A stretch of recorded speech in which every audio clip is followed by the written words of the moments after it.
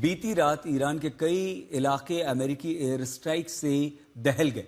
कई बंदरगाहों पर अमेरिकी मिसाइलों ने हमला किया। एक के बाद एक जगह धमाके होते रहे। आग की लपटें दूर दूर से दिखाई देती रहीं। अमेरिका के इस हमले में ईरान के सैन्य ठिकानों को नुकसान पहुंचा। जवाब में ईरान ने भी मिसाइलें दागी। फिलहाल जो स्थिति है उससे बिल्कुल नहीं लग रहा कि स्थायी सीज फायर जल्द देखने को मिलेगा। मतलब ये हुआ कि हॉर्मुज का पेच अभी फंसा हुआ है और जहाजों की आवाजाही एक निर्धारित रूट से ही फिलहाल हॉर्मुज में हो पा रही है।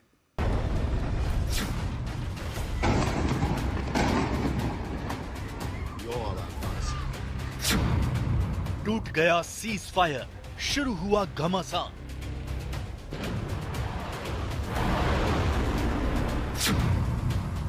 अमेरिका के हमलों से हिल गया ईरान।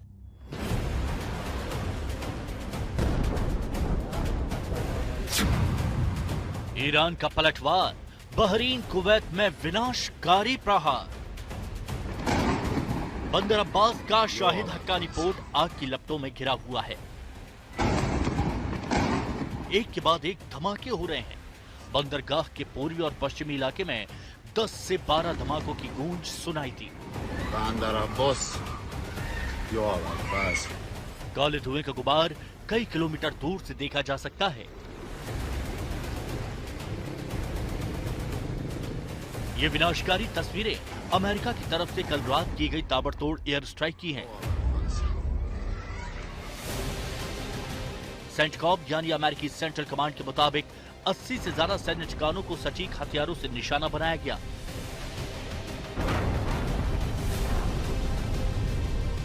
सवाल ये उठता है कि जब ईरान और अमेरिका स्थायी युद्ध विराम की ओर बढ़ रहे हैं तो इस बीच इस तरह के हमलों की क्या वजह है?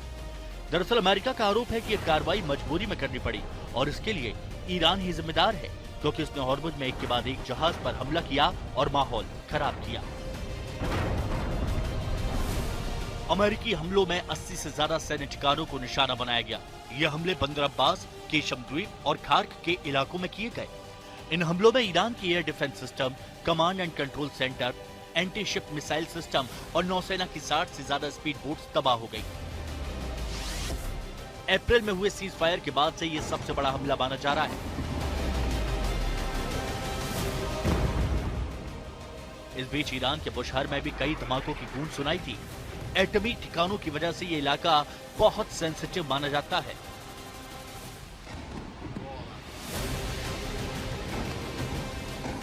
वैसे ईरान ने दावा किया है कि उसने अमेरिका के एक ताकतवर ड्रोन को एयर डिफेंस सिस्टम के जरिए तबाह कर डाला, लेकिन अमेरिका ने उसके इस दावे का खंडन किया। इन हमलों से गुस्साए ईरान ने पलटवार करते हुए कुवैत और बहरीन में अमेरिकी सैन्य बेस पर मिसाइलें दाग दी। बहरीन में ईरान के हमलों से काफी नुकसान हुआ। सुबह से सायरन की गूंज सुनाई दे रही है। ईरान की इस्लामिक रिवॉल्यूशनरी गार्ड कॉर्प्स के मुताबिक उसकी सेना ने इन हमलों में मिसाइलों और ड्रोन का इस्तेमाल किया और अमेरिका के कई अहम सैन्य ठिकानों को निशाना बनाया। बहरीन में मौजूद अमेरिकी 5th फ्लीट बेस और कुवैत के अली अल सलेम एयर बेस पर भी हमला किया गया।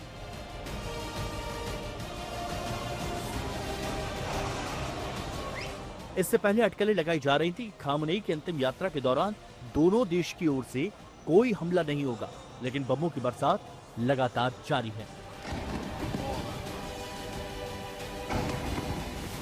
ये तो तब है जब ट्रंप लगातार ये ऐलान कर रहे हैं कि इस जंग में ईरान अब लड़ने लायक नहीं बचा है और उसके जहाज और मिसाइल सिस्टम अमेरिकी हमलों में बर्बाद हो चुके हैं। ईरान और अमेरिका के ताजा हमलों ने माहौल को एक बार फिर गर्म कर दिया है और पीस प्लान को लेकर कई सवाल उठा दिए। अमेरिका ईरान पर सीज फायर तोड़ने के आरोप लगा रहा है, तो अमेरिका का कहना है कि हॉर्मुज में ये काम ईरान ने किया। ईरान संसद के स्पीकर गलीबाफ ने आरोप लगाया कि अमेरिका का यह हमला समझौते का उल्लंघन है। सोशल मीडिया पोस्ट के जरिए गलीबाफ ने यह भी आरोप लगाया कि अमेरिकी राष्ट्रपति मिलिट्री स्ट्राइक की धमकी दे रहे हैं। उन्होंने फिर से ईरान के तेल बेचने पर प्रतिबंध लगा दिया है। साथ ही लेबनान में इजराइल का सैन्य अभियान भी जारी है। जाहिर है गुरुवार को खामनेई के अंतिम संस्कार के बाद जंग के और भीषण हो जाने के आसार है, क्योंकि ईरानी सेना ने दो टूक कह दिया कि वो अमेरिका के हर हमले का माकूल जवाब देंगे और इसके लिए वो पूरी तरह तैयार हैं। अमेरिका और ईरान के बीच में एक बार फिर से तल्खियां और ज्यादा गंभीर रूप लेती जा रही है। कल रात को एक बार फिर से यूएस की सेंट्रल कमांड ने ईरान के अलग अलग इलाकों पे 80 से ज्यादा ठिकानों पर हमले करने का दावा किया है। अमेरिका का कहना है कि ये हमले इसीलिए किए गए हैं क्योंकि ईरान ने एक बार फिर से कई ऑयल टैंकर्स पर सीधे तौर पर उन्हें टारगेट किया, जिसको एमओयू का उल्लंघन बताया जा रहा है।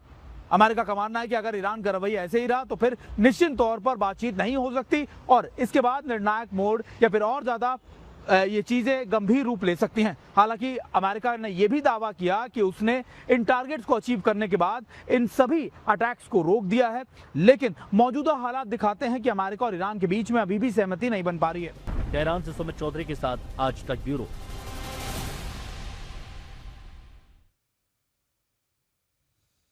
और आइए अब हम आपको लिए चलते हैं ईरान के उस इलाके में जहां से ये युद्ध शुरू हुआ था। मतलब 28 फरवरी को अमेरिका के हमले के बाद यहां पर मिसाइलें दागकर सुप्रीम लीडर अयतुल्ला अली ख़ामनेई और उनके परिवार के सदस्यों को मार डाला गया था। अब वहां की स्थिति क्या है, तेहरान से हमारे संवाददाता सुमित चौधरी की ये वर्ल्ड एक्सक्लूसिव रिपोर्ट आइए हम आपको दिखाते हैं। आज तक की टीम इस समय मौजूद है उस जगह पे, उस घर पर जो पूर्व सुप्रीम लीडर अयतुल्ला अली ख़ामनेई का घर हुआ करता था, जहां पर उनकी हत्या की गई। मेरे पीछे जो आप जगह देख रहे हैं, दरअसल आप देखें इसको पूरा कॉर्डन कर दिया गया। पीछे जो इमारतें देख रहे हैं, अगर आप देख पा रहे हो तो उनको नुकसान पहुंचा था। सारी इमारतें आसपास की बम्बारमेंट किया गया था और कहा जाता है कि न सिर्फ एक इमारत को बल्कि मल्टीपल आसपास की जो भी इमारतें थी उनको भी ध्वस्त कर दिया गया। अब इस पूरे इलाके को कॉर्डन कर दिया गया है, इस पूरे इलाके से डिब्रीज को या फिर उनको चीज़ों को हटा दिया गया। लेकिन अगर आप देखें कि यहाँ पर जहाँ पर गेट लगाया गया है, ये वो पूरा कंपाउंड था जहाँ वो अपने परिवार के साथ उस समय रह रहे थे, उनका ऑफिस भी वही था।